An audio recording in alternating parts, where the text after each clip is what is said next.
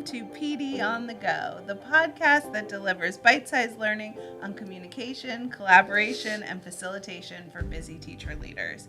Tune in while you're in the car, on your lunch break, or making copies, and get ready to level up your leadership skills. My name is Mary Beth Anderson, and I'm joined today by my colleague Rebecca Hazelbeck.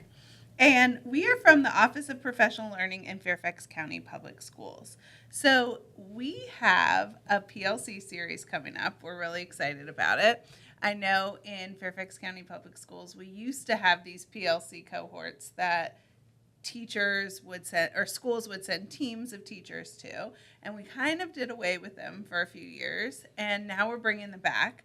So we have already, how many teachers have signed up? I think we have 62. 62. All right. So it's a 3 half-day series. Mm-hmm. So we already have 62 people. So we wanted to give our listeners a little bit of, if you are a teacher that signed up for this, or a school administrator or a coach or a resource teacher, we wanted to give you kind of like a teaser. And if you haven't signed up, wanted to give you a teaser so that you will sign up. So when we think about professional learning communities, all the schools in Fairfax County are considered professional learning communities. So I'm thinking about, like, what does that really mean, and what are the big ideas of a professional learning community? Yeah, that's a great question. Well, when we think about a professional learning community, there are 3 big ideas that really come to mind. And the first one is that we're focused on learning. And we're not just focused on the learning of our students, but we're focused on the learning of us as adults. Are we meeting the needs of our students? And if not, what are some of those skills that we need in order to be able to support our students? So that focus on learning is going to be the first big idea. Mary, do you want to talk about the second one? Yeah, the second idea is a focus on results, right? Mm-hmm. So it's that we're looking at making the improvement together. It's not just about we've taught the content and now we're ready to move on, but how are we how are our students learning? What is the result of that, and how can we shift it to make it better? Absolutely. Yeah. And then the third big idea is just making that collaborative culture in your school, creating that collaborative culture where teachers are opening up their doors. They're not working in isolation anymore. They're coming together as collaborative teams and making decisions based on what's best for all of our students. They're bringing different ideas to the table and growing together in order to support students. So the focus on collaboration is a pretty big part of the 3 big ideas as well. Yeah, and that really makes me think about, to be able to focus on the learning and the results, you need to do that in a collaborative way, right? Mm-hmm. And people often hear the terms PLC and CLT, but there's a difference in those. Mm-hmm. Rebecca, can you tell us a little bit about, like, how is that different? Yeah, the way I like to think about it is that your school is a professional learning community, which is made up of a lot of different collaborative learning teams. So it might be the department chairs are meeting to learn to better outcomes for students, or you're having team meetings in your school, or you're coming together with the math team to talk about instruction together and learning.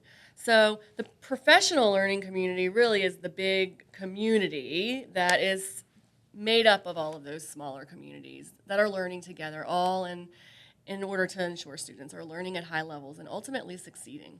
Mm-hmm.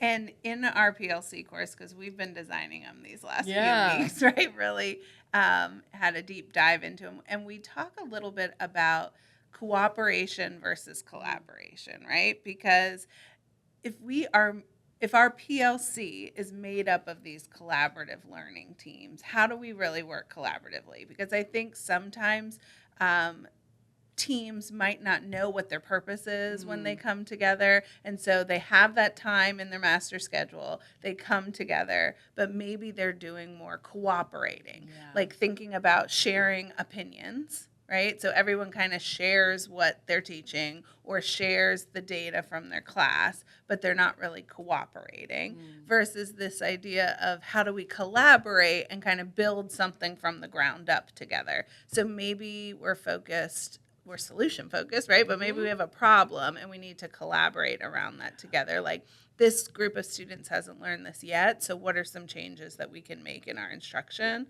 And we can answer those questions together. Absolutely. Yes. Yeah. So with our PLCs and thinking about our session, right, we are going to talk about the 3 big ideas. Mhm. And then there are some pillars, right, that kind of help keep this professional learning community running. So what are some of those pillars that's important for schools? Yeah, so the 4 pillars we want to think about are our vision, our mission, our goals, and then our collective commitments that we have for and with one another. So those are always things we want to think about, like right up front in the school year. Like what is it that we're here for? How are we going to make sure that we accomplish that? What are our smarter goals that we're going to be able to hold each other accountable for throughout the entire year, and making sure we revisit those and that our work centers around those as well. And then our collective commitments. What is it that we believe as a team about students and about what our role is as their educators? Yeah, and that really helps them to determine their why and their purpose Yeah. of coming together, right? Because Right. if you have that smarter goal as a team, then it helps drive the things that you're coming together It sort of around. gives you a purpose for coming together and doing the work. It's funny because we hear often, well, what is the right way to do a CLT? Yeah, we do. And we also hear, what does it look like? Can you give me a video? I want to see what it looks like. But we found that there's no one right way for a collaborative learning team to function.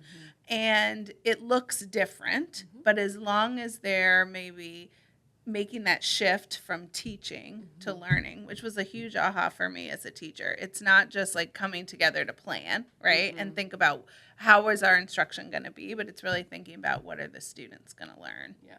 And are they learning? Absolutely. And this year in Fairfax, we have a regulation around CLT time, and teams are only being asked to come together for 1 hour a week. And we know that our school teams often come together more than that to collaborate. But I started really thinking, I was in a school 2 weeks ago and working with some team leaders, and we were talking about how do we prioritize, because we only have 1 hour a week together and we are teaching a lot of different things, and we really want to maximize our time and be efficient. And so I said, well, thinking about those 3 big ideas and thinking around the 4 critical questions, what do you need to do to come together? And you need all the heads around the table. Because I was thinking the 4 critical questions, teachers are answering those all the time by themselves, right? What do we want students to know? How will we know that they've learned it? What will we do if they haven't learned it yet? What will we do if they have already learned it? They're answering those. But, like, what are some ideas around, like, what can we do together that we need to be collaborative? Yeah, what are those high leverage things we can do together? Like a couple things coming to mind right now would be talking about different instructional strategies for teaching multiplication, so that if my students don't understand it this way, I have another way from my colleague in the room. Or looking at data together and figuring out what are our next steps going to be. Are you really good at multiplication? Because maybe I'm going to send some of my kids to you during our intervention time, and I'll focus on maybe addition in my group for some of the kids who need that. So knowing the strengths of the people around the table will be important, and just thinking about, are we utilizing our time to really meet the needs of our kids, and thinking about those 4 critical questions. That's the work we want to really be focused on. Yeah, and you saying that, Rebecca's making me think about our listeners and our teacher leaders, and how if their team isn't doing this work yet, some small shifts they can make. So it's thinking about like leveraging strengths around the table, right? Making sure all those voices are heard so that we get the best ideas on the table, and that we can kind of rumble through those, as Brene Brown says, right? Like, figure it out so that we get the best outcome. Yeah.